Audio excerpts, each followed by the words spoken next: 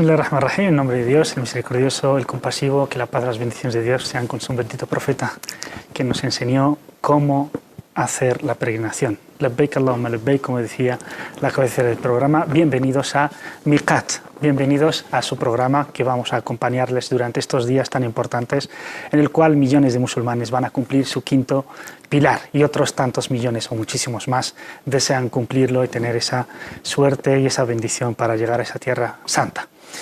En esta mesa que les vamos a acompañar desde este momento, inshallah, hasta las 3:30, hoy, mañana y lunes, inshallah, y vamos a vivir porque son los días más importantes del Hajj. Vamos a hablar un poco más de la peregrinación, de profundizar en la peregrinación, qué significa, por qué es tan importante para los musulmanes a título individual, por qué es importante también para la comunidad, qué representa este congreso anual. Y también vamos a hablar de ciertos aspectos que tienen que ver con el Hajj, con la peregrinación, que no siempre se mencionan. Esas experiencias apasionantes, emocionantes, no solo en la actualidad, sino también vamos a hablar de la peregrinación en la historia, y eso lo vamos a ver, inshallah, en este programa. Para hablar de todos estos aspectos de la peregrinación, me acompañan los compañeros Hamid Tafzi. Assalamu alaikum, Hamid Tafzi, ingeniero informático, bienvenido. Bienvenido, gracias por la invitación. Y peregrino, ingeniero informático y peregrino. Y también con nosotros Ali Calatayud, quien no lo conoce de ustedes, compañero de la casa, humanista. Assalamu alaikum, Ali. Wa alaikum salam, es un placer estar aquí con vosotros. Y también, señalada fecha, además. Y también Hajj, sí, también tiene el título de Hajj, porque ya ha hecho la peregrinación 2 veces. Y nuestro invitado de hoy también es Abdul Wahab Allah. Assalamu alaikum, Abdul Wahab. Abdul Wahab es ingeniero, es mediador social, activista y jatib de la mezquita de Vallecas. Bienvenido. Gracias por la invitación. De nada, un placer. Y además también peregrino. Así que hoy esta mesa está, digamos, todos, excepto un servidor, son peregrinos, alhamdulillah. Vamos a ir, inshallah, vamos a ir a la Meca.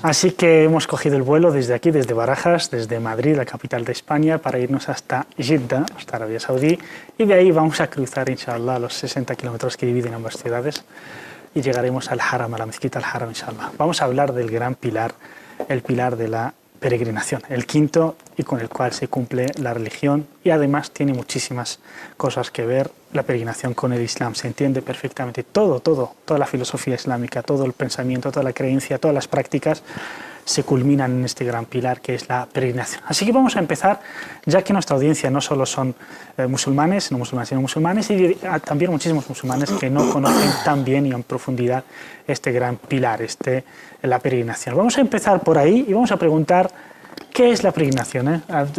Cuando uno dice, bueno, ¿en qué consiste la peregrinación para musulmanes? Bismillahirrahmanirrahim. En primer lugar, quería aprovechar esta ocasión para pedir a Allah subhanahu wa ta'ala que acepte que ayude a los peregrinos a cumplir con sus rituales y que sean aceptados. En relación con el Hajj, en primer momento es responder a la llamada del profeta Abraham alayhi salam. Eso es como es conocido por la historia, conocido por muchos, que el ritual empieza por la llamada de Sayyidina Abraham alayhi salam. Y el segundo es, como has mencionado anteriormente, es el quinto pilar del Islam. Para los que pueden, y los que tienen posibilidades, recursos, tanto económicos como físicos, pues están obligados o tienen que cumplir con este fundamento o este pilar del Islam. Pero luego también es seguir los pasos del profeta Muhammad sallallahu alaihi wasallam. El Hajj es hacer los rituales, hacer los mismos pasos que ha hecho el profeta sallallahu alaihi wasallam. Pero lo más importante en todo esto, porque podemos prender un viaje o coger un avión desde Barajas a Jeddah y luego a la Meca, pero si no tenemos la intención de hacer el Hajj, la intención de cumplir con unos rituales y también en un momento concreto, que estos días, los 10 días o los días del Hijjah, entonces la intención es lo más importante en lo que es la peregrinación. El musulmán debe debe tener presente en su intención de que va a hacer, de prender un viaje, de hacer un viaje de no vuelta, digamos, es de viaje a Allah subhanahu wa ta'ala, una inmigración a Allah subhanahu wa ta'ala. Entonces el Hajj en general es esto.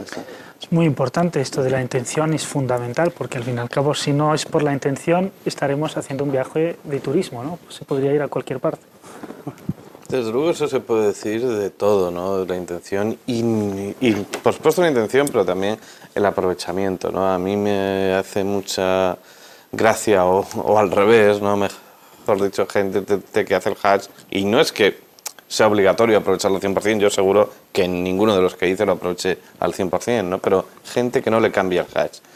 Esto es algo que da la sensación de que no se ha hecho del todo bien, ¿no? El Hajj te tiene que cambiar porque, como decía el hermano Abdul Wahab, es un viaje de no retorno, realidad, porque el que retorna no es el mismo que el que se fue, ¿no? Y si retorna el mismo es que, no sé, algo ha fallado, ¿no? Es decir, es un viaje del que no tienes que volver en la misma situación en la que fuiste, ¿no? Y bueno, aparte de la intención, el aprovechamiento es muy importante. Has dicho antes que yo soy Hajj, yo no lo sé, porque que yo diría que Hajj es solo aquella persona que ha hecho el Hajj y le es aceptado. Yo no sabría decirte si mi Hajj bueno, ha inshallah, sido las cosas son por ¿no? su apariencia, inshallah, si has Hajj y si has aceptado. Inshallah. Hamid, cuando hacemos este viaje desde Madrid, desde Marrakech, desde Yakarta, desde Pekín, desde Moscú, desde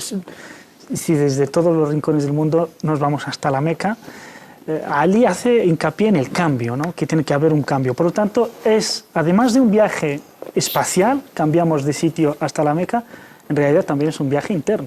Sí, es verdad, tienes razón, porque materialmente es un viaje de un cuerpo de un lugar a otro, y al mismo tiempo es un viaje de corazón espiritual hacia Allah. Y durante ese viaje de esfuerzos, de dureza, de cansación, entonces mientras estás haciendo el Hajj, que muestra la misericordia de Allah durante su tiempo, después de Ramadán, llega unos momentos donde Allah muestra su misericordia a sus servidores y les ofrece durante unos días un perdón total a todos los peregrinos y a los que hacen adoración para ellos. ¿Por qué es importante el Hajj? Nos hacemos esta pregunta. Vale, el Hajj consiste en un viaje espiritual de ir hasta la Meca, seguir los pasos de el padre de los profetas, Abraham, la paz sea con él. Por cierto, la historia la podemos tratar de forma breve, que es Abraham, le dice Dios que lleve a su mujer y a su niño, Ismael, a su mujer Agar, a un sitio.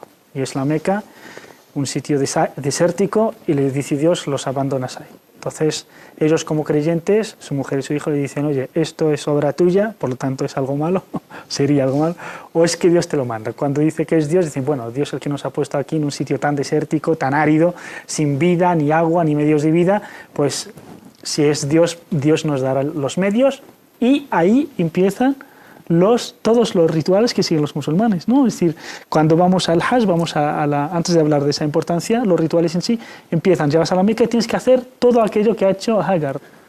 Subhanallah, los rituales del Hajj, lo común entre los rituales del Hajj es todo piedra. Incluso los que han tenido esa oportunidad de visitar a Meca, las montañas son piedra, no tienen nada de hierbas. Y de color negro, además. De color negro. Negra que da una sensación muy inhóspita, además.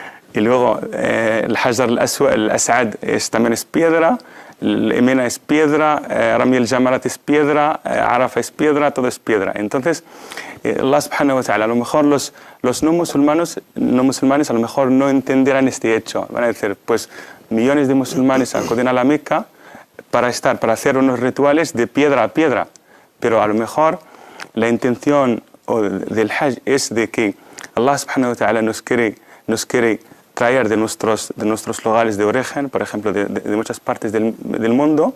Incluso ahora mismo los viajes se hacen por avión, y también es un símbolo, muchos viajes. Entonces ya sientes, de inicio sientes esa elevación. Pues entonces Allah Ta'ala nos lleva ahí para decirnos, mira, piedra, piedra, piedra, pero lo fundamental es salir de ese mundo material de piedra, redojo en el ard, y llevaros a su misericordia y a su paz. A su perdón. Entonces, cuando llegamos... De que a mí el efecto del avión, no te voy a decir que no me guste, pero no le veo, yo creo que le resta algo de gracia. Si después vamos a la sección en la que vamos a analizar un poco el Hajj a través de la historia o personajes que lo han hecho, realmente yo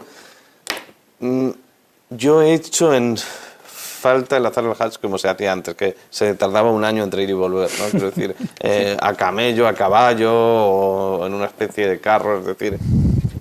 Realmente ahí sí que era un viaje iniciático, un viaje espiritual que te suponía mucho. Ahora te montas en el avión, en 6 horas estás allí, desde mi país, habrá quien tarde más, ¿no? Pero bueno, desde aquí de España son 6 horas. Y no te da la sensación de que has cambiado de sitio, ¿no? Es verdad que hace mucho más calor, el paisaje es distinto, tú racionalmente racionalizas que has cambiado de lugar y que estás en Arabia Saudí, estás en Meca, pero no es igual que la sensación de traslado de ese viaje de paso a paso, ¿no?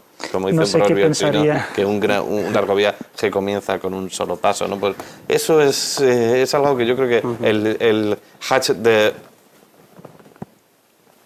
los últimos tiempos... no, porque vivimos. No sé qué pensaría, no sé qué pensarían las personas de hace un siglo o las personas de la Edad Media de lo que estás diciendo.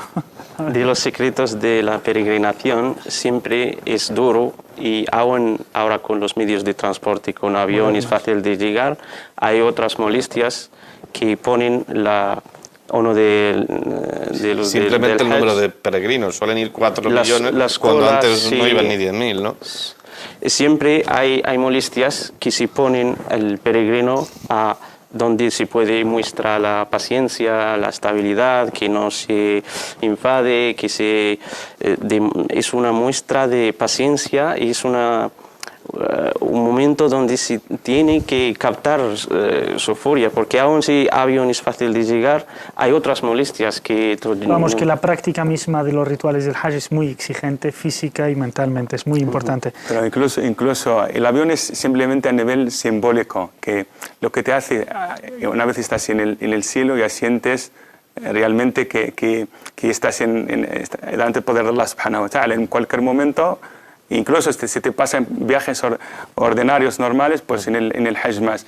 Pero luego, por el tema de lo que sería muy importante, era el Hajj andando en caminos, como has citado, en coches, pero eso también nos llevaría a hablar de romper esas fronteras, para que haya un camino.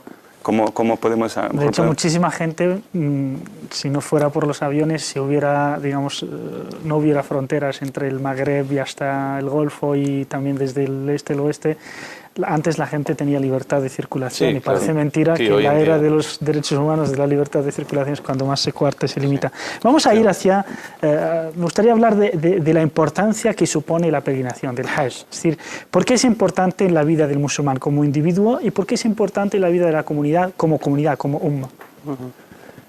Pues la importancia del Hajj es, si queremos analizar a nivel individual, pues es complementar el pilar de Ad-Din, que eso es fundamental.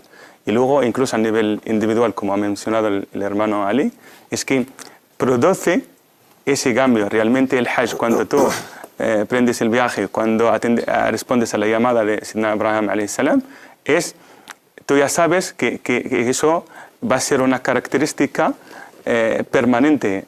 Te va a dejar huella por vida. Entonces ya no hay retroceso para atrás. Entonces la peregrinación a nivel individual tiene una importancia, es decir, que siempre sientes la presencia de Allah subhanahu wa ta'ala. El título del Hajj, entre comillas, si se puede decir así, te permite o te obliga a estar siempre en presencia de Allah ta'ala. Todos tus comportamientos deben ser correctos, todas tus relaciones, todas tus palabras tienen que ser bien cuidadas, así a nivel individual. Luego a nivel de comunidad, que es lo más importante, porque el Hajj es un congreso de los musulmanes, un congreso anual de los musulmanes, por lo cual ahí los musulmanes primero a nivel simbólico significa la unidad de los musulmanes, a pesar de muchas diferencias que hay actualmente entre países o incluso entre tendencias. Entonces, el Congreso es un Congreso de los musulmanes donde deben tratar los asuntos que interesan a los musulmanes, donde también pueden pedir dua para todos los musulmanes. Y luego, por otro lado, este Congreso puede de alguna forma puede ser aprovechado para los organizadores de esta peregrinación, por lo cual ahí hemos mencionado que van millones de musulmanes.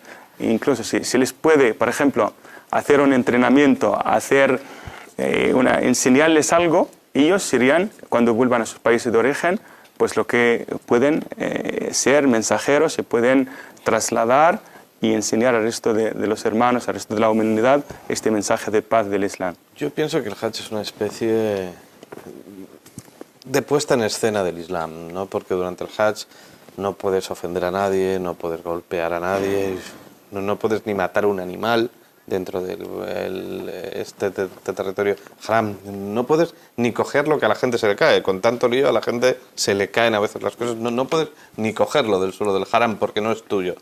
Que en tu vida en general nunca deberías hacer esas cosas. Pero el haram el Hajj es como una puesta en escena, como una especie de sublimación del Islam, una especie de paradigma del Islam durante esos 4 días, ¿no? Y es, por tanto, una escuela de la que uno, insisto, debe volver cambiado a mejor. Una escuela de paciencia, una escuela de honestidad, una escuela de sumisión a Dios, una escuela de hermandad. Esto en el plano individual. En el plan no comunitario, pues efectivamente, como decía el hermano, yo recuerdo una anécdota, el famoso activista estadounidense Malcolm X, que pertenecía a una secta que se decía islámica, que era muy racista, consideraba diablos a los blancos y tal. Fue cuando hizo el Hajj, cuando se convirtió al Islam de verdad, porque vio en esos días que estuvo compartiendo con sus hermanos que no había diferencias, o no debería haberlas por lo menos, pero bueno, captó ese espíritu del Hajj, de hermandad, de unicidad, de humanidad, ¿no? O sea, hasta ese punto, pues una persona ajena lo percibió, ¿no? Y bueno, es una anécdota que nos sirve para ejemplificar el valor comunitario y social del Hajj. Hablaremos de Malcolm X en este programa, inshallah, no hoy, pero sí mañana o pasado, hoy lunes, inshallah. Vamos a ver ese viaje que hizo Malcolm X y que ha sido, como bien has mencionado, un viaje interior, pero no solo espiritual, sino también mental, psicológico, todos los aspectos. Hamid.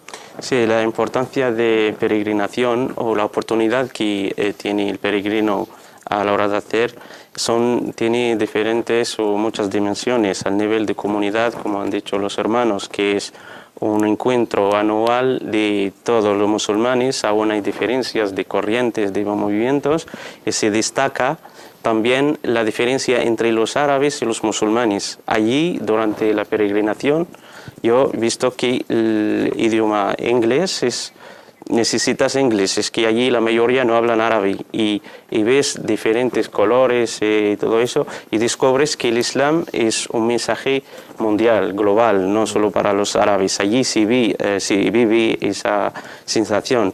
A mí me llamó la atención el primer Hajj que dice que casi no oía hablar árabe. Oía hablar idiomas indostánicos, idiomas africanos, y, claro, tipo urdu, o similar, o bengalí. Otra cosa al nivel individual es un momento, unos días contados, donde el peregrino va a la intención que hemos hablado al principio y demuestra esa intención que está haciendo ese viaje solo para Allah. La demuestra que deja su familia y unos que tienen niños o bebés y los dejan toda la preocupación de la vida mundanal y van solo para peregrinación. Demuestran esa viaje. Se quedan con 2 pedazos de tela sin más. Y sí, eso muestra es simbólico de una cosa que todos nos llega un momento de morir y la transición a la otra vida, la vida eterna. Entonces allí vives como algo de futuro que no nos vamos a vivir. La peregrinación nos da una muestra. Allí solo con telas blancas, igual como el muerto, y además que todo igual. Allí no se destaca el rico o el que tiene autoridad o el pobre, todos iguales con tela blanca y no se ve la justicia, se vive. Siempre hablamos teóricamente de sus valores y allí se vive. Además de esto, es una respuesta de un angelo o una nostalgia a Allah, al nivel espiritual de corazón, y se demuestra materialmente en la casa de Allah. Es el punto más cerca de donde está la Kaaba. Allí, cuando hacen el tawaf dando vueltas, es un símbolo de similar o parece como ángeles, porque ángeles dando vueltas hacen el tawaf en el ars, el sillón. El trono divino en el séptimo cielo. Sí. Gracias, Hamid. Luego, Tenemos con no nosotros al olvidemos teléfono, con permiso, hemos mandado, bueno, tenemos a un equipo de compañeros en la Meca que van a hacer también la peregrinación. Se tratan de los compañeros Esma, Kuchukalic, Hermín y de nuestro hermano Mohamed Said Alirish, a quien tenemos al teléfono. Assalamu alaikum, Mohamed Said. Alaikum salam wa rahmatullahi wa barakatuh, Hussein. Hajj Mubarak, inshallah. Barakallahu fik, akhi. Díganos, Todavía no ¿cómo hemos empezado. Sí, pero ¿cómo estáis? ¿Cómo habéis llegado? Bien, alhamdulillah. Bueno, acabamos de llegar esta mañana, estamos aquí ahora en Jeddah. Ha sido un viaje bastante largo y es normal con las gestiones, las esperas y las escalas necesarias, digamos. Ya oficialmente se cerró ayer a las 3 de madrugada, digamos, la recepción de los peregrinos inscritos para este año. Y nada, nos encontramos ahora en Jeddah, vamos a hacer las gestiones para la acreditación de prensa y en prensa, inshallah, y empezar a trabajar y a hacer los preceptos, inshallah. No sé si vamos a poder salir a hacer Umrah hoy, si no ya para mañana, bismillah ta'ala. Inshallah, ¿tenéis conocimiento de algunas cifras de cuánta gente ha llegado, ya que habéis llegado casi al último momento? ¿Tenéis algunas cifras o indicaciones? De momento, o sea, cifras oficiales todavía no han cerrado porque faltan digamos las estadísticas de los peregrinos nacionales internos, pero sí nos han comunicado el delegado de prensa que nos ha acompañado esta mañana que este año pues se sufrió una bajada de cuota a nivel de peregrinos externos, digamos de fuera de Arabia Saudí en un 20% y nacionales en un 50%. Y que las obras, bueno, las ampliaciones que están haciendo en el Haram se nota, digamos, que ha afectado de alguna manera el ritmo, pero son ampliaciones majestuosas que van a ayudar, inshallah, a albergar más peregrinos de lo que albergaba antes. Sí, yo tengo el dato de alrededor de 2 millones de peregrinos este año, cuando vienen a ser alrededor de 4. O sea, se habría reducido como hasta la mitad. Oye, por último, para que te dejemos hacer, que además estáis muy cansados de hacer las demás gestiones que os quedan, ¿os han tratado bien en la recepción? La verdad que sí, muy bien. Es normal el tema de la espera, es normal el tema de las gestiones, pasar los controles, los registros pertinentes. Ahora nosotros hemos llegado justo en el cierre digamos, de la recepción de los peregrinos. Habíamos bajado en otro aeropuerto normal y nos trasladaron, luego nos mandaron el equipaje. Hay una organización, igual tarda más de lo habitual porque son multitud de gente y números, digamos, que no suelen estar en los aeropuertos normales. Pero en general el trato es muy cordial, muy atentos y están al servicio de los peregrinos. Y si debemos esperar una hora, pues esa hora se multiplica en 2 o una hora y media de más. El peregrino, y ese es el consejo que damos siempre, se tiene que armar de paciencia, tiene que estar consciente de que está, inshallah ta'ala, en una práctica y que toda la espera, todo el esfuerzo, todo el sacrificio es una práctica y tendrá su recompensa, inshallah ta'ala, siempre con una intención sincera, bismillah. Pues inshallah que terminéis de hacer las gestiones y que vayáis a hacer esa peregrinación menor para hacer Tamattu, inshallah, y el día 8 empezaréis, el domingo ya plenamente, días de Hajj. Muchísimas gracias, Mohamed Said. Os llamaremos para ver cómo van las cosas por ahí. Inshallah, estamos a vuestro servicio y un saludo a todos los compañeros. Muchas gracias. Assalamu alaikum wa rahmatullah. Bueno, hablando de los millones que nos acabas de decir, ¿cuál es normalmente para gestionar el tema del Hajj se requiere un esfuerzo y un despliegue impresionante? Sí, ¿Tienes cifras, Ali, de cuánta gente va a ir, de los esfuerzos que están haciendo las autoridades saudíes para facilitar su peregrinación? Simplemente, así por dar unas cifras generales, quien va a velar por la seguridad de todos los hujjaj y de todo, bueno, la gente que está allí, de todo lo que de que todo funcione bien, son 95.000 agentes de seguridad entre distintos cuerpos y fuerzas de seguridad del Estado, policía, ejército, etcétera. Son más de 95.000.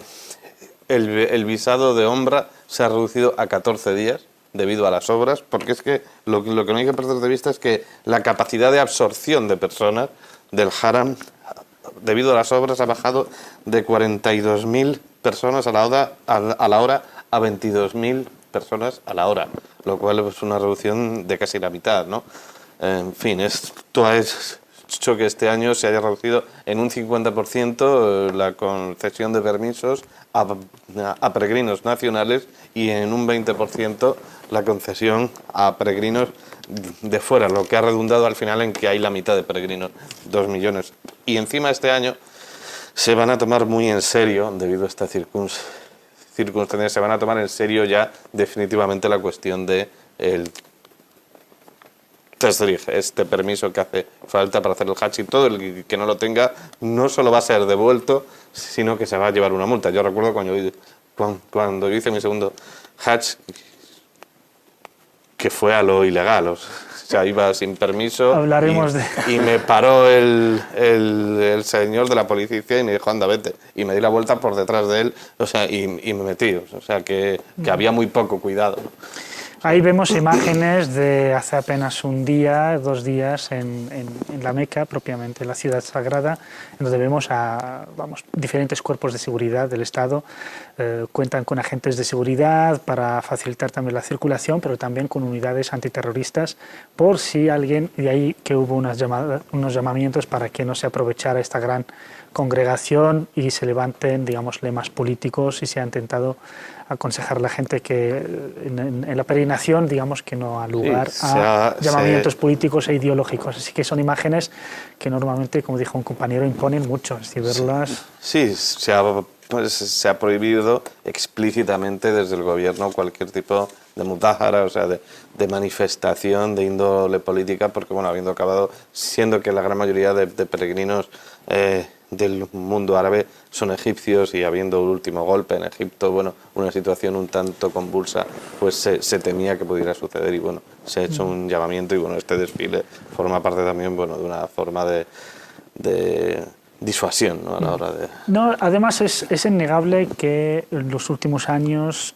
digamos, se ha evitado lo que anualmente venía sucediendo, que eran decenas, si no cientos de muertos cada año. Cada vez que había peregrinación, sobre todo el 10º y el 11º día de la peregrinación, pues morían muchísimas personas. Eso, y cada vez era casi una costumbre hablar de catástrofe como sinónimo de los días del Hajj. Ahora no. Ahora, mi pregunta es, esta limitación que ha puesto el gobierno saudí, y sobre todo, además de exigir esa autorización, que cada peregrino tiene que tener una autorización expresa de que es peregrino, y si no, se llevaría una multa además de la deportación y la interrupción del Hajj.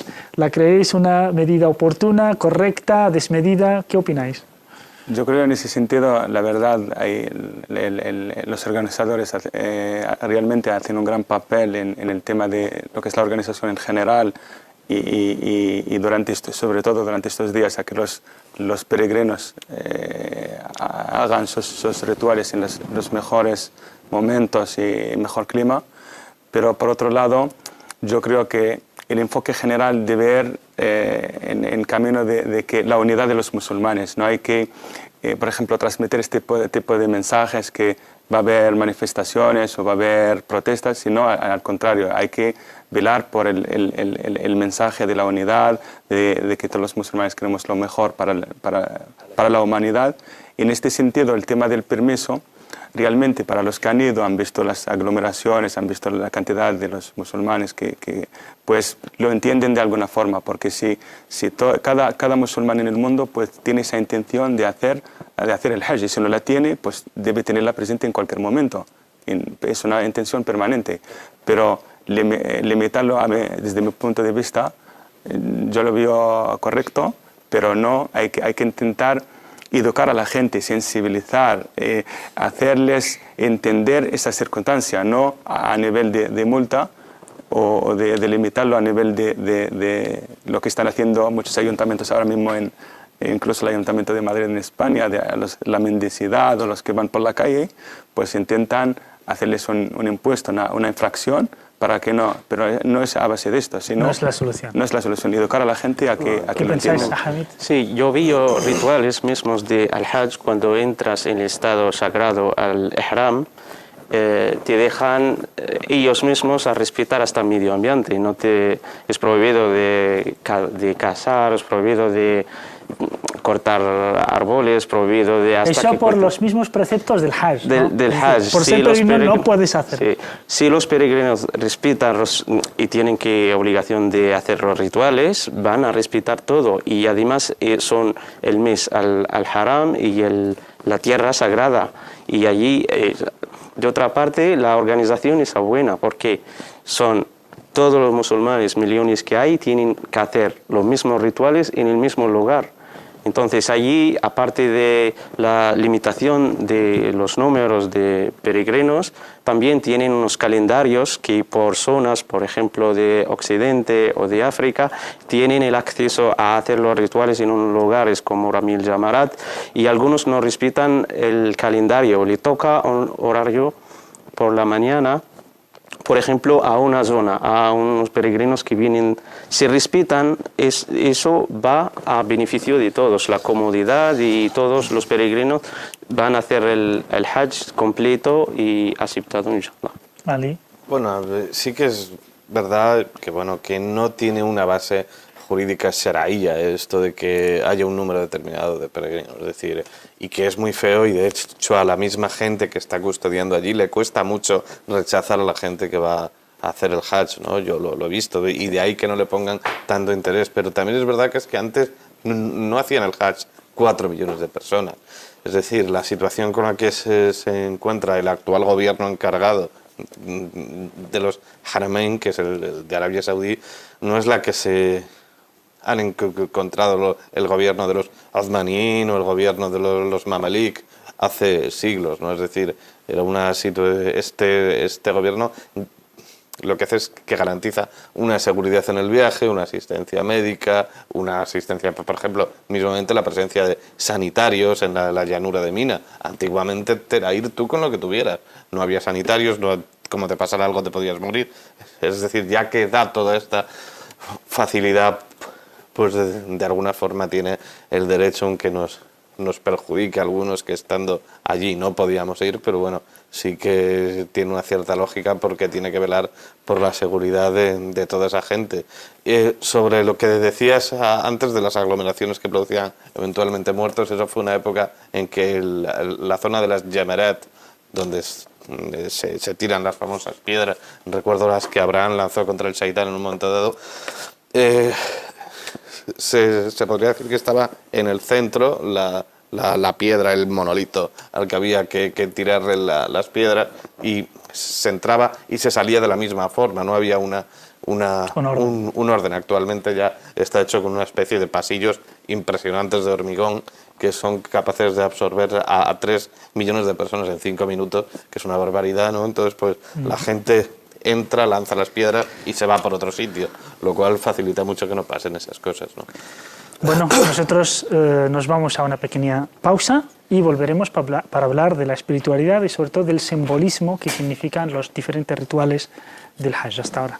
Labbaik Allahumma labbaik. Bienvenidos de vuelta a esta segunda parte del programa de Miqat de hoy. A partir de ahora, ustedes van a ser también protagonistas llamándonos al teléfono 911 73 02 51. 911 73 02 51. ¿Para qué? Para que nos cuenten su experiencia, sobre todo las personas que han ido a la peregrinación, que nos cuenten cómo lo han pasado, cómo se han preparado, si desean volver, o cuántas veces han hecho el Hajj, que nos cuenten su experiencia vital relativa al Hajj. Ahora vamos a hablar, inshallah, de cómo se prepara uno antes de ir al Hajj. Uno pues empieza a rezar, uno empieza a ayunar, pero ¿cómo se prepara uno para el Hajj? ¿Cómo se mentaliza? Realmente la intención del Hajj, como hemos mencionado anteriormente, es una intención permanente, debe estar presente cada musulmán o cada persona debe tener esa intención en todo momento. De hecho, muchos de los musulmanes compran el ihram incluso 10 años antes de emprender este viaje. Y por otro lado, hay muchos que lo que hacen es vacunarse. Es realmente lo que hace eso es que realmente tienes una demostración de ese interés o de esa intención de que querés hacer el Hajj. Lo más importante al ser ese viaje, al ser un viaje de no retorno, en el sentido de que va a cambiar tu vida, va a cambiar, vas a ser distinto de lo que eras antes, eso te obliga a saldar las deudas, lo que tienes con otras personas, conciliación, reconciliar con los demás. Lo más importante, el Hajj, antes de iniciar el Hajj, tienes que saldar todas estas cuentas, tienes que caer purificado. De hecho, cuanto más el corazón, cuanto más purificado, más puedes rellenar. Entonces, lo más importante antes de ir al Hajj es saldar tus deudas, tus cuentas con los demás. La intención, saldar cuentas, ¿qué más cosas hay que hacer? Siempre el viaje de peregrinación, los peregrinos lo veían como una oportunidad que Allah les facilita y empiezan por agradecer a Allah.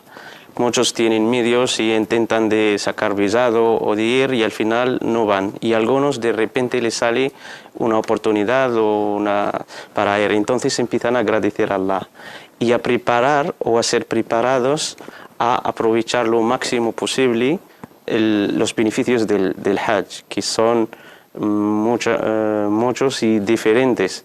Cuanto más está limpio, al principio tiene que quedar con su familia, que una despedida porque va a volver otra persona al nivel espiritual, y va a quedar un día en Arafat donde Allah le perdona todos los pecados. Entonces, cuando digamos labbaik Allahumma labbaik, que hemos llegado a Dios, si los medios no son lícitos, los medios no son halal, no le va a aceptar. Entonces tiene que preparar todo lo que los gastos tienen que tener digamos, pagarlos de una manera, claro, con dinero, con fuente halal. Sí, preparado para aprovechar lo máximo. Y eso empieza al nivel de que Allah me perdona mis pecados, entonces tengo que saldar todo, las cuentas con la gente, que ser justo, si un día tengo algo mal, entonces y me voy limpio y preparado para aprovechar los beneficios del Hajj. Ali, ¿algún elemento más? ¿Cuánto cuesta el Hajj, por cierto? Pues realmente el que aquí estuviera antes a cerca de 3.000 y ahora esté a cerca de 5.000 te puede gustar más o menos, pero ahí está. Lo fuerte es cuando te das cuenta de que para ir desde Medina, que está a 500 kilómetros y podrías ir tú perfectamente a menos de 500, te piden también ya la cantidad de 5.000 riales, que son como 1.000 euros, ¿no?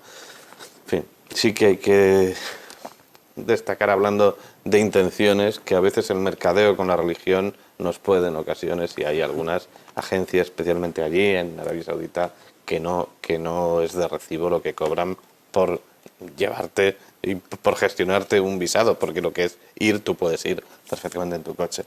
Eso por una parte. Luego, yo, en fin, se ha mencionado lo de las fuentes halal del dinero, lo de cancelar las deudas. Por supuesto, esto es esencial, pero hay algo que se nos escapa a menudo, ¿no? Hay veces que la gente se prepara espiritualmente, prepara su intención, o sus deudas, etcétera, y no sabe hacer el Hajj. Son bastante curiosos. Saben que hay que dar unas vueltas, saben qué tal, pero ni saben el orden, ni el adab, ni las formas en que Shar'ían se debe hacer el Hajj, ¿no? Y siempre dependen pues de esos guías que ponen en las agencias, ¿no? Lo cual realmente tampoco tienes por qué depender de nadie, ¿no? Quiero decir, tú puedes ir. Yo recuerdo cuando me informaron de que iba a hacer mi primer Hajj, que fue desde aquí, desde España, me cogí un librito que hay en español hecho por el famoso imam de Fuengirola, que luego fue famoso por otros asuntos, ¿no? Y lo ojeé y me aprendí, se me han olvidado ya, no me preguntéis, pero vamos, los ritos, en qué orden se hacían el duá específico de Es decir, entre la hace falta esquina yemení y preparación la también. piedra negra, es decir, una preparación intelectual conviene, no es obligatorio, pero sería una especie de fard kifaya, ¿no? O sea, el saber que saber lo que hacer y saber lo que decir y en qué de diferentes orden condiciones, y en de qué diferentes niveles de circunstancias. conocimiento, y hay gente, muchísima gente que va que es analfabeta, Claro. y ver un sitio tan nuevo y tan desconocido, pues igualmente sirve de mucho tener un guía. En ese sentido, los ulemas destacan 3 aspectos fundamentales, por ejemplo, de preparatorios antes del Hajj. A nivel material, que es lo que estamos comentando, pues los peregrinos deben preguntar, por ejemplo, cómo se vive ahí en Arabia Saudí, que incluso qué moneda hay. Hay muchos, estamos hablando de Europa, a lo mejor ya la gente ya está acostumbrada del tema del cambio, porque hay mucha gente que no ha viajado nunca, es su primer viaje, por lo cual el tema del cambio, el tema de las compras, lo que es el tema material en ese sentido, la gestión económica. Eso es lo primero, hay que preguntar a la gente que han ido al Hajj para ver cómo organizarse. Y muchas veces, por ejemplo, si hay un grupo bien organizado, se puede aprovechar el tiempo y para estar más tiempo en presencia de Allah Ta'ala. Si no, entonces hay que preguntar a los que han ido anteriormente para poder estar al tanto de todos estos temas. Otra cosa sería a nivel ritual, que lo que mencionó el hermano Ali, hay que preguntar a los sabios, hay que intentar estar al tanto de cómo se hace el Hajj. Al fin y al cabo, no es algo complicado, se puede aprender en nada. Incluso ahora mismo hay posibilidades, hay vídeos, hay imágenes que te pueden enseñar. Incluso aquí en España, en otros lugares del mundo, pues se hacen cursos así, se hacen entrenamientos preparatorios al Hajj. Y lo más fundamental es la preparación a nivel espiritual, a nivel individual de corazón de cada persona. De hecho, hay unos ulemas que dicen días concretos, pero no son días concretos son para los rituales. Sin embargo, son meses conocidos. Meses conocidos, eso quiere decir que el Hajj debe prepararse mucho tiempo antes, no solamente los días del 8 a los días del Hajj, sino desde Ramadán, y de hecho dicen que Ramadán, que es la primera etapa del Hajj. Y prepararse para el Hajj. Por eso mucha gente va a hacer peregrinación menor. Si me permitís, en cuanto a la preparación, una pequeña anécdota. Es verdad que aquí hay algún tipo de cursillos, no mucha gente asiste a ellos, pero hay una gente que es ejemplar en este sentido, a veces incluso por demás. Los indonesios y los malayos se fabrican una copia a escala del Kaaba y del Haram, pero con las distancias exactas, y ensayan el Hajj, ensayan todo. Es muy gracioso. Hay una iniciativa también que se da en Indonesia, que estaría muy bien que la hicieran muchísimos musulmanes en todas partes, inclusive también aquí en España, ¿por qué no? Que es una especie de seguridad social, pero del Hajj, que cada indonesio que quiere ir al Hajj participa mensualmente con una cantidad, no sé si llega a los 2 euros, pero es para toda su vida. Es decir, tú vas y si te toca, si vas una vez evidentemente, y si les toca, porque la mayor comunidad musulmana que va al Hajj es la Indonesia, porque evidentemente por el tamaño o de la población del país, es el país es algo más también poblado. hay en otras partes del mundo, por ejemplo en caso de los pueblos de Marruecos, donde hay menos recursos, menos posibilidades, pues entre familias pues se recaudan mensualmente o cada X tiempo una cantidad de dinero y hacen una especie de un sorteo, o incluso a la persona más anciana o más enferma, pues para poder hacer ese ritual. Y se hace y realmente peregrinan muchísimas personas y a un coste muy reducido, no como pasa en otros países. En España este año, por ejemplo, el billete más barato para ir a la peregrinación ha sido 3.100 y lo que es más un poco de lujo y tal de 3.800. Esto es lo que han vendido las agencias en España. Evidentemente existirán los de lujo con el American Express, pero están aparte. Puedo añadir de las cosas preparatorias antes de ir al Hajj, es elegir la compañía, con quién vas. Si uno es la primera vez que va o no sabe bien los rituales, cómo van, pues se elija que va con sabios o veteranos que ya han hecho el Hajj muchas veces, o gente piadosa que sabe los sentidos espirituales del Hajj va a aprovechar mucho durante ese viaje, va a ser vecino de un sabio y va a aprovechar. Eso es también a la hora de ir al Hajj, buscar con quién vas. Eso es Yo me iría al fundamental Hajj a la hora, contigo. es fundamental a la hora de ir al Hajj para sacar el máximo provecho posible, es elegir con quién vas.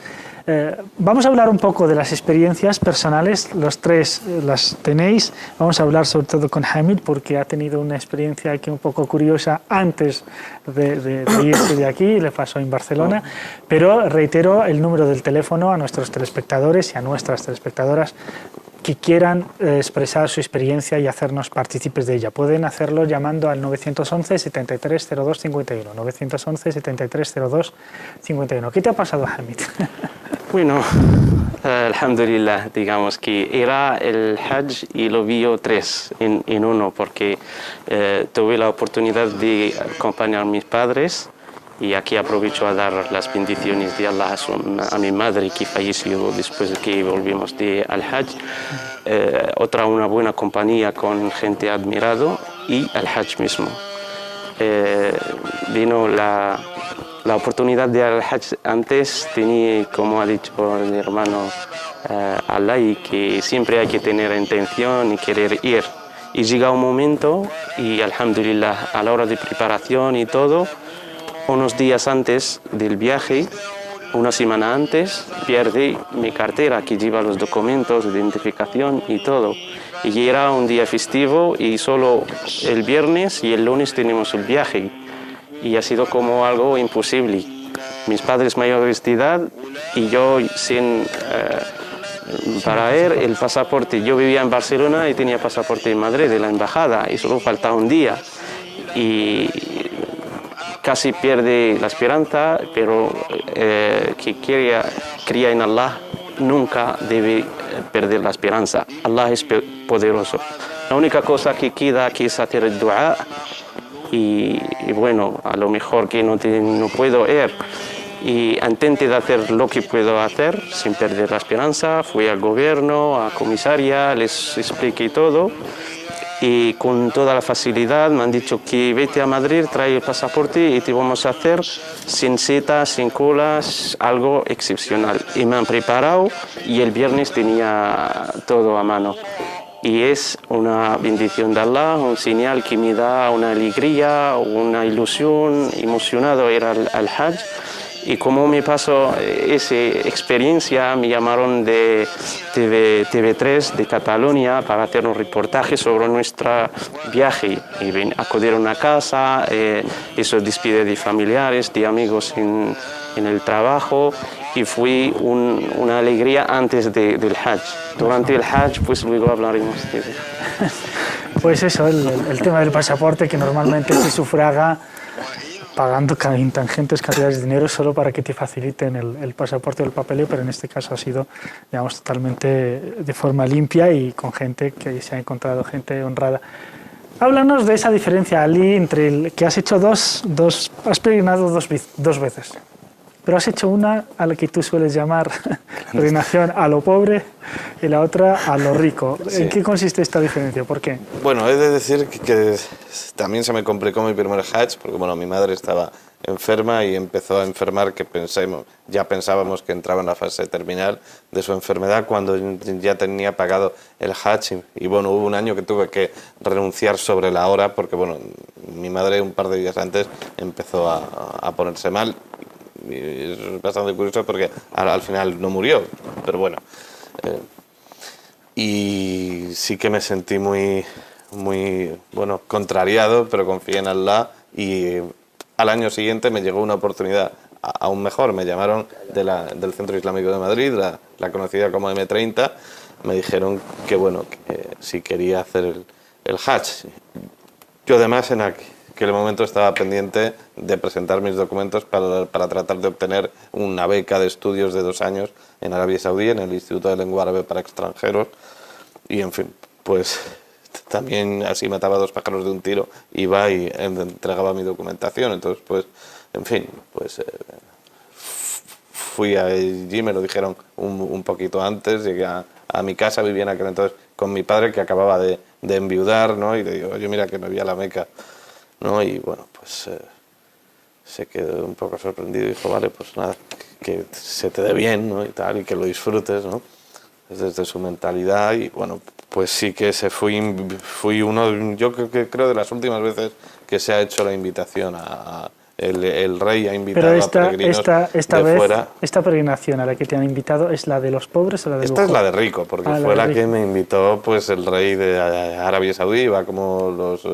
¿Le conoces? No personalmente, pero bueno, es lo típico que invita a miles de personas de todo el mundo, aunque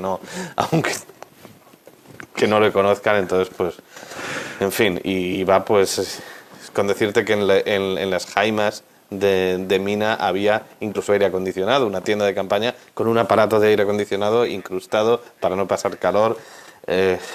Salías y sobre Mina no estabas tocando el suelo de Mina, áspero y pedregoso, sino que había una especie de césped que habían puesto y había unas mesas encima en las que habían hecho una montañita de frutas, de distintos tipos de frutas, pero muy ordenadito. Encima los plátanos, luego tal, ¿no? Y de zumos también, ¿no? Y en fin, era algo, pues la comida muy buena. Así etcétera, se ¿no? hace todo a gusto. Sí, se hizo a gusto y muy bien. Aún así hay su fitna, como siempre. Recuerdo que nos dieron una bolsita de deporte con una especie de parasol, una especie de midalla, que la abres y te la pones si no te da el sol. Una manta, en fin, íbamos a buenos hoteles, etcétera, etcétera, ¿no? Y la verdad fue una experiencia muy agradable. Además recuerdo, eso sí, que fuimos con Egyptair de Madrid al Cairo y del Cairo a Jeddah, y se produjo una circunstancia que yo es la única vez en mi vida que he llegado a temer por mi vida. La única vez real en mi vida que he llegado a temer por mi vida fue yendo al Hajj, a la altura como de Libia, del desierto líbico. Se ve que había una especie de turbulencia, se empezó a mover, pero exageradamente. Yo he viajado bastante, nunca había cogido unas turbulencias así, pero se movía y había gente un poco más alta que yo que golpeaba con la cabeza en el techo, ¿no?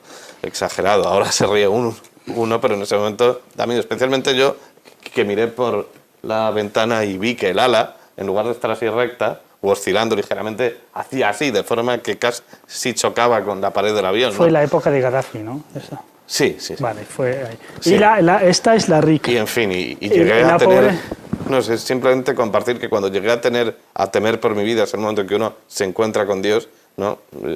Ahí estás más cerca. Sí, es el momento en que uno se encuentra con Dios. Porque está en el avión. No, claro, se plantea uno que puede morir. Justo en ese momento pensé, bueno, si he de morir, está bien que sea yendo al Hajj, ¿no? Esta ha sido la experiencia de bonita, rico, de rico, pero de forma súper breve, porque ya hemos pasado esta sección en cuanto a tiempo. Bueno, pues la de pues pobre, cuando era estudiante en Arabia Saudí, pues yo y otros estudiantes sin la posibilidad de obtener ni permiso, porque ya habíamos peregrinado en un periodo inferior anterior a 5 años, y sin el dinero más para pagar a una agencia, pues nos cogimos, nos fuimos, lo típico que contamos que el guardia nos dijo sin permiso no podéis pasar, y nosotros giramos, le rodeamos y él hizo como que no nos veía y nos metimos a la Meca. Y bueno, pues fue todo mucho más rústico. Es increíble la parasociedad, la sociedad paralela que se genera entre la gente que va legalmente y la gente que va ilegalmente, que hay esta gente que se saca el dinero vendiendo bocadillos, que lo menos que vamos, que has tenido en la pobre todo lo que no has tenido. Bueno, en la pobre no has tenido lo que has tenido. Y me parece que ambas son una forma de verlo y de vivirlo, y la de pobre es la que tiene, pues bueno, el mérito, es la que se nota realmente más ese viaje espiritual, ¿no? No obstante, yo tengo la sensación, Allahu Alam, de que aún no he hecho Hajj o Umrah, o sea, el Hajj definitivo de mi vida. Inshallah, yo tengo la sensación de que inshallah me queda por hacer. Inshallah. Nos vamos a una pequeña pausa y volveremos con la peregrinación, más peregrinación, pero esta vez en la antigüedad. Así que nos vamos a ir a blanco y negro. Hasta ahora. لبيك اللهم لبيك لبيك Bienvenidos de vuelta ya a esta tercera y última parte del Miqat de hoy, de nuestro programa de hoy. Le damos la bienvenida a nuestro compañero Abdelhamid Amarou. Assalamu alaikum, Abdelhamid. Assalamu alaikum. Como bien saben, es doctor en literatura hispanoamericana y ha presentado en esta casa un programa muy seguido y muy querido, con mucho cariño ha sido seguido el programa, y trataba de los árabes en Latinoamérica, en la literatura hispanoamericana. Pero antes de entrar ahora y antes de irnos a los siglos de la Edad Media, tenemos con nosotros al Sheikh Munir. Sheikh Munir, assalamu alaikum. Wa alaikum assalam wa rahmatullahi wa barakatuh. Bienvenido al programa Miqat. Muchas gracias, muchas gracias. Estábamos hablando del Hajj, de la peregrinación, y tenemos un par de preguntas, y quién mejor que un Sheikh como usted que nos pueda responder a ellas. La primera que tenemos es, la primera sobre la comunidad misma de Leganés, de su mezquita. ¿Cuánta gente ha hecho el Hajj de su mezquita este año? ¿De mi mezquita o de Madrid? O de Madrid, si tiene los datos, mejor. Hay mucha gente este año va a viajar a la peregrinación, pero concretamente no tengo idea, ¿me entiendes? Vale. No tengo idea. Tenemos una pregunta en el programa, y es que Arabia Saudí ha impuesto una autorización, un tasrih bil hajj. Esta autorización, si no la lleva, que va a peregrinar, lo expulsan y además le tiene que pagar una multa. Desde el aspecto jurídico, fiqhi, islami, ¿hal el hajj sahih? ¿Es peregrinación correcta el que va a peregrinar pero sin autorización? Bismillah, en el nombre de Dios, el clemente, el misericordioso, el hajj es sahih, es correcto con un error, un pecado, ¿me entiende?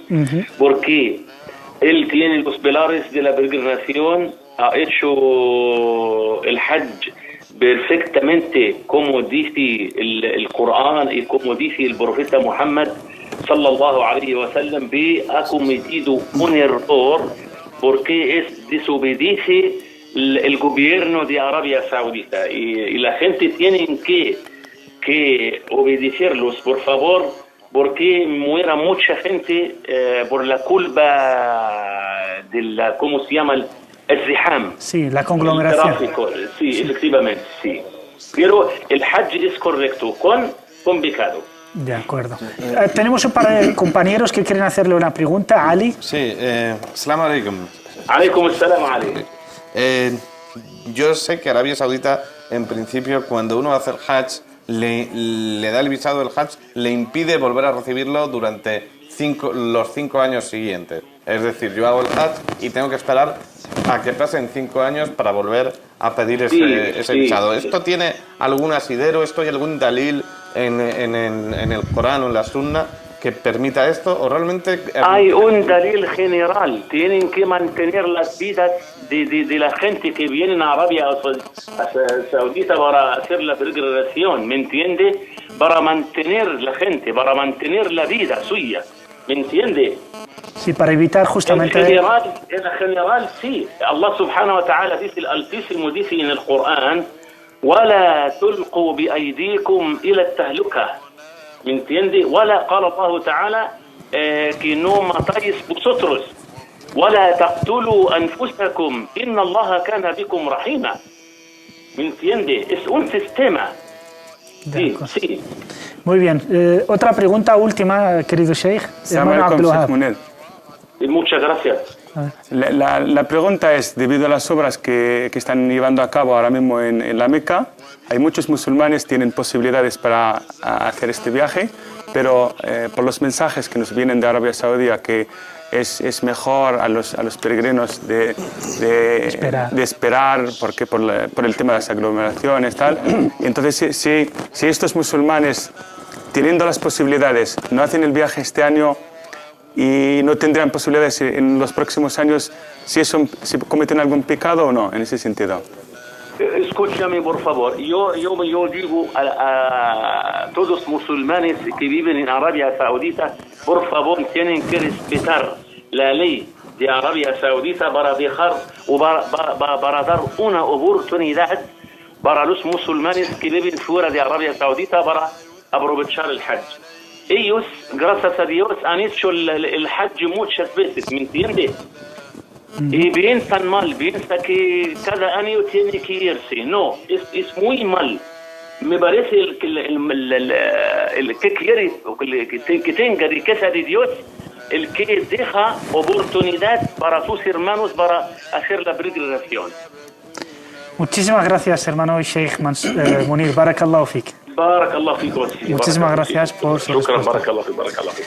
Por tanto, decir, en opinión jurídica, religiosa, está bien las medidas porque van encaminadas todas a salvaguardar la salud o incluso la vida de los peregrinos que están ahí. Ahora sí que nos vamos a hace mucho tiempo, nos vamos a ir antes de inventar el avión y antes de inventar el barco a vapor y antes de inventar los trenes.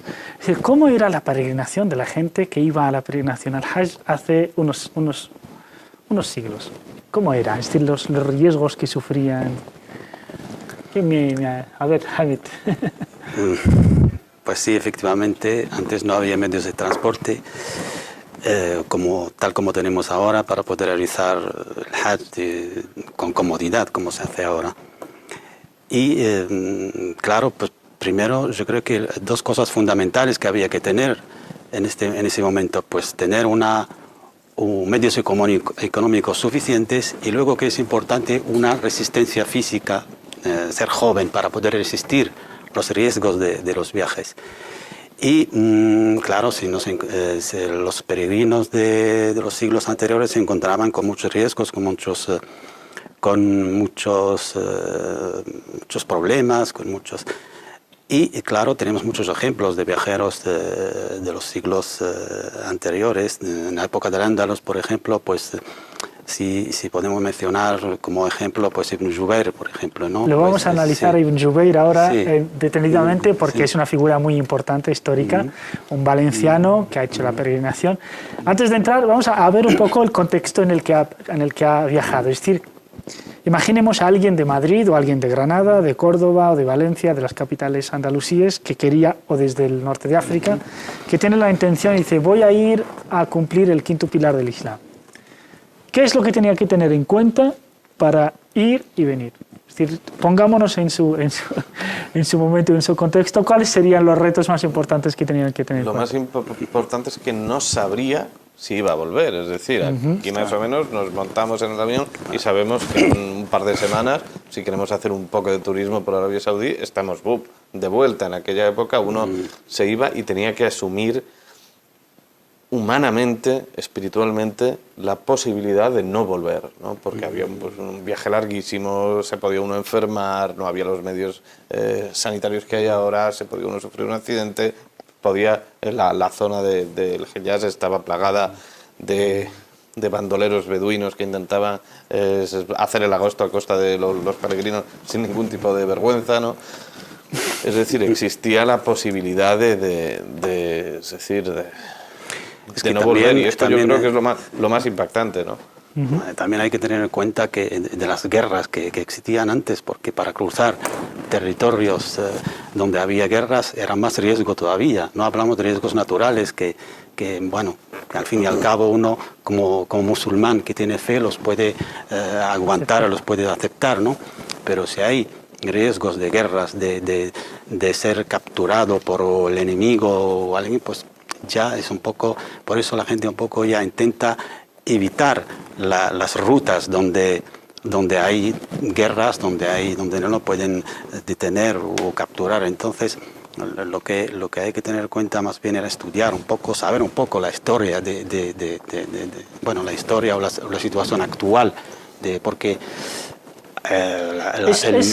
es una coincidencia que desde Al-Ándalus o desde el Magreb casi siempre los que más emigraban no era la gente normal, sino gente con mucho conocimiento, eran los sabios. Sí, en este caso, además, en el punto anterior, el otro reto era a lo mejor no llegar a tiempo. Hay que hacer un viaje, hay que calcularlo bien, porque si no, quedaría así. Hemos visto que el Hajj son días concretos, aunque la preparación son meses conocidos, pero el Hajj es días concretos. Entonces, muchas veces no llegaba a tiempo y tendría que permanecer en el Hejaz hasta el próximo Hajj. Si no, el caso de Andalus, por ejemplo, el caso o del resto de los países lejanos, el Hajj era sobre todo para la gente sabia, para los ulemas, porque como hemos mencionado, que formaba el Hajj era una ocasión para los peregrinos para intercambiar conocimientos, para aprender de los demás, puesto que la Meca es la tierra santa, es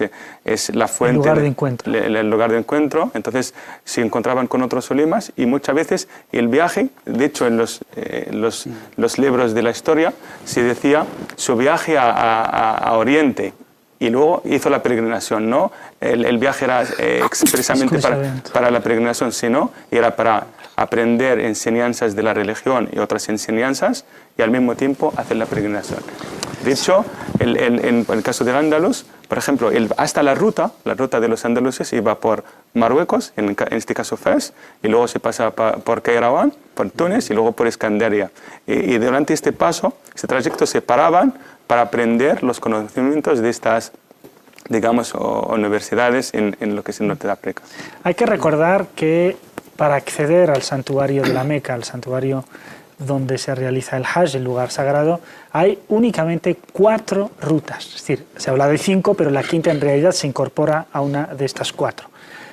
La primera es la del norte, que es la conocida como la ruta de los sirios, por la cual tenían que pasar los turcos, los rusos, los caucásicos, es decir, todos los países que están al norte de la Meca o de la península arábica tenían que pasar para entrar en situación de ihram. Luego estaba el paso de los egipcios, que es por donde pasan propiamente los mismos egipcios, pero todos los norteafricanos también. Luego estaba la ruta yemení del sur, por la cual pasaban no solo los yemeníes, sino también los africanos, sobre todo de la África, del Cuerno de África, y también los indios y la zona de la península del subcontinente indio, que venían en barco, incluso desde China hasta Yemen, para venir y subir, incluso a veces con el Mar Rojo, para entrar con los egipcios también. Y luego la cuarta es conocida como la ruta iraquí, o la ruta oriental, por la que pasaban los peregrinos de Irak y de Persia y las zonas de la zona. Así que son estas 4, de ahí que ahora, siempre que hablemos de la peregrinación, se entra por uno de estos 4, sí o sí. Vamos a ver quién es este Ibn Jubayr y qué ha hecho y cómo ha viajado y el por qué. ¿Por qué Ibn Jubayr? Yo creo que por dos cosas fundamentales, ¿no? Uno, por ser el precursor en la creación de un género que es un género literario, literatura de viaje, y otra cosa por un caso curioso, que es una anécdota, el motivo por qué se ha ido al Hajj. Bueno, primero, ¿quién es Abu Jubayr, ¿no? Abu Jubayr nació en Valencia, de una familia acomodada en el siglo XII, en el año 1145, de padres funcionarios. Bueno, estudió ciencias proféticas y luego viajó a Granada para trabajar de funcionario. Luego, curiosamente, le ocurrió un incidente que le cambió completamente el rumbo de su vida, ¿no? Fue un caso que fue el motivo por el que se fue a la Meca. Le invitó un gobernador de Valencia, le invitó a tomar una copa de vino, no una copa, sino 7, ¿no? Él no quiso al principio, pero fue obligado, ¿no? Fue obligado a tomar 7 copas de vino. A cambio, el gobernador le dio 7 copas llenas de dinares. Y él, ese mismo año, 1183, juró ir a la Meca para expiar su pecado, ¿no? Este fue el motivo por el que emprendió el viaje hacia la Meca. Bueno, ese mismo año pues se dirigió a Tarifa, y de Tarifa pues la ruta que él siguió fue primero a Tarifa, de Tarifa a Ceuta hacia Mallorca, Menorca, Cerdeña, ¿Fue Sicilia. Ceuta y Ceuta a Mallorca? Sí, o sea, en vez de salir desde Denia, por ejemplo, en la ruta que... Bueno, yo creo que hay que apuntar un dato también importante, porque al principio pues los árabes del Andalus pues al principio de la conquista pues tenían que ir por fuerza por Tarifa, por el sur del Andalus. Mientras iban expandiéndose, pues sí, podían salir desde Denia, porque se habían expandido al Andalus. Entonces, pero iban preferiblemente los andalusíes pasaban preferiblemente por el Magreb o preferiblemente por el Mediterráneo. Por barco. En esta había 3 rutas concretamente por el tema del Andalus. Había la que ha mencionado, la de Tarifa o Gibraltar, que pasaban por el norte de África. Luego había otras dos rutas, que es la de Valencia hacia Alejandría. Y luego hay otro grupo que iba del mismo sitio de Valencia, pero hacia Palestina, hacia Acá, y luego ya entraban a Arabia Saudí. Principalmente eran las... Sí. Estas son las tres rutas. Sí, o sea que desde Al-Ándalus se podía entrar por la ruta de los sirios o por la ruta de los egipcios, ¿no? Perfectamente, Sí, pero siempre pasaban por Alejandría, no sé, porque ya siempre ahí, desde ahí es conocida emprendían por ya, su gran puerto también. desde ahí pues seguían su viaje cruzando el Mar Rojo con la peligrosidad, el riesgo que suponía. Y bueno, pues sí, desde cuando llegó a Alejandría, pues ahí pues... ¿Qué cuenta Ibn Jubayr? Que estaba muy cabreado con los... Estaba muy cabreado con los funcionarios de las aduanas ahí en Alejandría porque trataban muy mal a los peregrinos porque les exigían pagar azakat o el azaque, que es un tributo anual que tenían que pagar sin preguntar si es legítimo o no, porque tiene que pasar un año hasta que se pueda. Y además les trataban muy mal, por eso ya cogió un cabreo que incluso a la vuelta no quiso pasar por Alejandría, cogió otra ruta para no pasar por ahí, aunque años más tarde volvió, ¿no? Pero bueno. Y desde y él decía, porque en este momento gobernaba Saladino, ¿no? Saladino en Alejandría, y tenía una gran simpatía hacia Saladino. Decía que de haberlo sabido Saladino no lo habría permitido, lo que hacían, las vejaciones que hacían los funcionarios de las aduanas. Entonces, bueno, pues ahí aguantó, no solo él, todos los peregrinos que pasaban por ahí aguantaron estas vejaciones de los funcionarios y al final pudieron seguir su camino cruzando el Mar Rojo hasta llegar a Jeddah, luego de Jeddah hasta la Medina, luego a la Meca, ¿no? Pues ahí en la Meca permaneció como 8 meses y bueno, hizo la peregrinación. Y hay que apuntar un dato muy importante, que es que en cada paso, en cada lugar que va apuntando detalle por detalle todo lo que encontraba, lo que le pasaba, incluso las millas por el mar, en Alejandría, pues por ejemplo, pues cuenta que había como 800 o 1200 mezquitas. Y hablaba del faro de Alejandría que estaba en buen estado. Luego sabemos que después con Ibn Battuta habló del mismo faro que estaba más deteriorado, o sea, 2 siglos después más o menos, o bueno, sí, 2 siglos por ahí. Y hablaba también de datos históricos como la aldea de Ascar, donde nació Moisés, y hablaba del Nilo, y hablaba de obras en construcción, incluso un puente que, cuando pasó al Cairo, ¿no? Luego ya, de un puente que en construcción en el Nilo. Y detallaba que lo construían alto para evitar las inundaciones anuales que ocurrían en el Nilo. Ahora está en Meca, hecho el Hajj, luego no vuelve por Alejandría en su primer viaje. ¿Por dónde vuelve?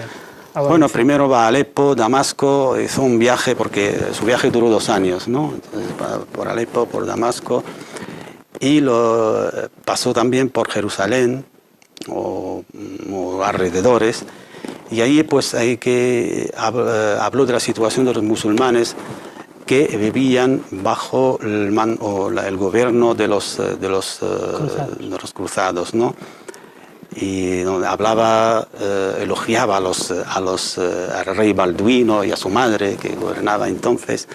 Él decía que los musulmanes allí se sentían protegidos y había un pacto con los cristianos que les dejaban en paz y les respetaban, cada uno respetaba al otro. Y los musulmanes decían que preferían vivir ahí que vivir bajo la opresión de los kurdos o los turcos de entonces, las autoridades. Y lo mismo ocurrió en Sicilia, el mismo dato ocurrió en Sicilia. A su vuelta pasó por Sicilia, donde pasó creo que como 6 meses o más, y donde gobernaba el rey, Guillermo II, y hablaba de los musulmanes también ahí. Hablaba de que había un respeto, incluso la influencia de los musulmanes en la vida de los normandos. Sí. Si te acuerdas del rey Roger, por ejemplo, pues había Idrisi, pues contrató al Idrisi, pues el cartógrafo, pues los musulmanes vivían ahí en paz, había mezquitas. Un emperador alemán que se había criado en Sicilia, Federico II, que hablaba árabe fluidamente y que le tenía al igual que Guillermo II, a los árabes. Era un arabófilo muy importante. Le tenía porque en aquel momento la cultura venía del mundo árabe y él le tenía admiración al mundo árabe, ¿no?